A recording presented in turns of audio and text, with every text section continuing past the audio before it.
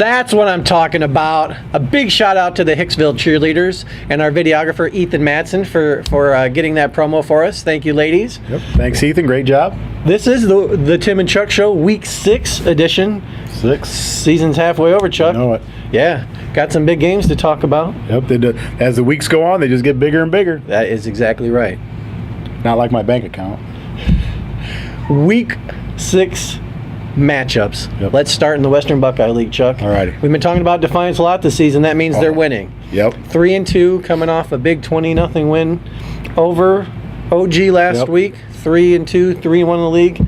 Welcoming Wapak to Fred J. Brown Stadium this week, coming off a come-from-behind win against Salina 29-26, where they scored on a 4th and 30-some play to get the win. Exactly. Big win for them. One of those games where Defiance's defense is going to have to step up, stop the run. Leading rusher in the league, Zach Schmergy, is coming to town. Yeah, exactly. Big week for Defiance, big week for Wapak. Let's talk about it. And you know, the Schmergy kid, I think they ran a screen or something to him and got the big play to get him down there so they could go score the go-ahead touchdown. Yeah. And I talk about it, you know, almost every week. Teams that are on a roll are you know, tough to deal with, and that's somebody you don't want to face. And now you've got 2 teams that are coming in on a roll.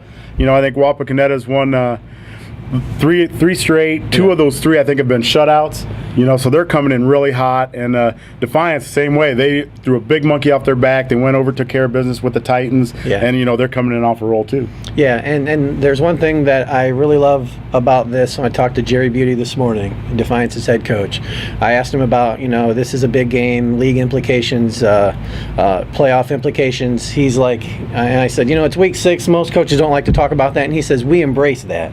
He says, you know, don't give me this individual stuff. He says, we're a team. What else do you play for? You want to play to for a league title. You want to play to get into the playoffs. That's why we do this. Yep. He says, if I have to talk to my team to use that to motivate them, I'm gonna. Why shouldn't we talk about it? It's a big game. Let's see if we can go out and win it. Exactly. And if you're Defiance, you know, you're looking at computer points.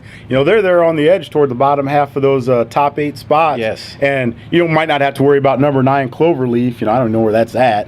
You know, but they're like 2 and 3 at number 9. Yeah. But you got to worry about teams like 10 through 13. You got teams like Bowling Green, Maumee, Elida, that you look at their schedule, they got teams with only a couple wins, so they might be getting wins, you know, in week 7, 8, 9. Right. It's going to be fun. I think if Defiance can slow down that run somehow and find a way to get first downs throwing the football. I mean, I know that's what they like to do, but last week, you know, Coach Beauty said, you know, we got to find a way when our quarterback is scrambling to have our guys come back and make plays. Yep. They got to get more efficient in the passing game. If they can do that, they can pull out a win here and stay on track. Yep. Another big matchup this week, Chuck, in the NWAL. Couple of unbeatens, 5-0, 3-0 in league play. Wasion's hitting the road to face Bryan. Wasion comes in number 6 in the state D4. Bryan is number 2.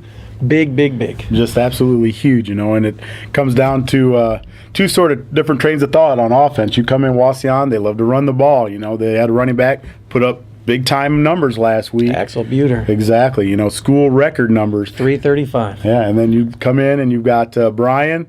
They love to throw the ball. They've got school records throwing the ball. So it's 2 different trains of thought. Which one's going to prevail? It's going to be great because if you're Wasion, you're going to want to control the ball and control the clock. If you're Bryan, quick strike offense, you know they can score from anywhere on the field. Well, both teams are on a roll, obviously. Like I said, they're both unbeaten. Wasion comes in off a big win against Liberty Center. They hadn't beaten them since 2006. Yep. Bryan's riding a 17-game win streak.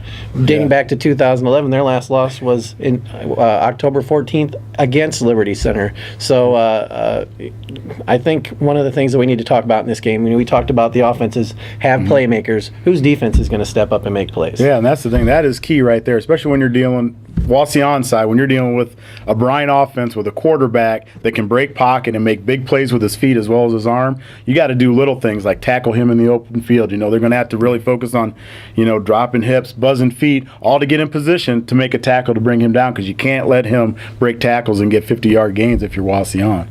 And, you know, on the other side of the ball, if you're Bryan, you know, you got to be ready to button up the chin straps and try to stop that run. You know, you've got to worry about people doing their jobs up front. You know, we talk about it every week.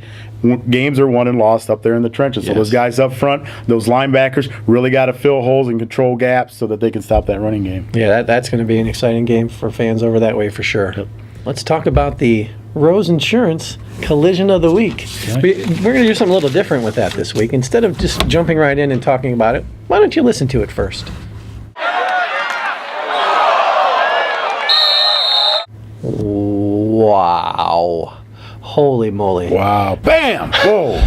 Yeah, let's talk about this. Okay, we've got Damon Walters of Hicksville taking a kickoff, looking like he's got some blockers in front, but here comes Jacob Ziegler of Tenora putting on maybe the collision of the year. Yes. Holy cow. Wow. That was some pad popping. That's right, and it's picture perfect. He gets his head in front, and he keeps his legs driving. That's just snot bubble city. Yeah, congratulations. Big hit, the Rose Insurance Collision of the Week.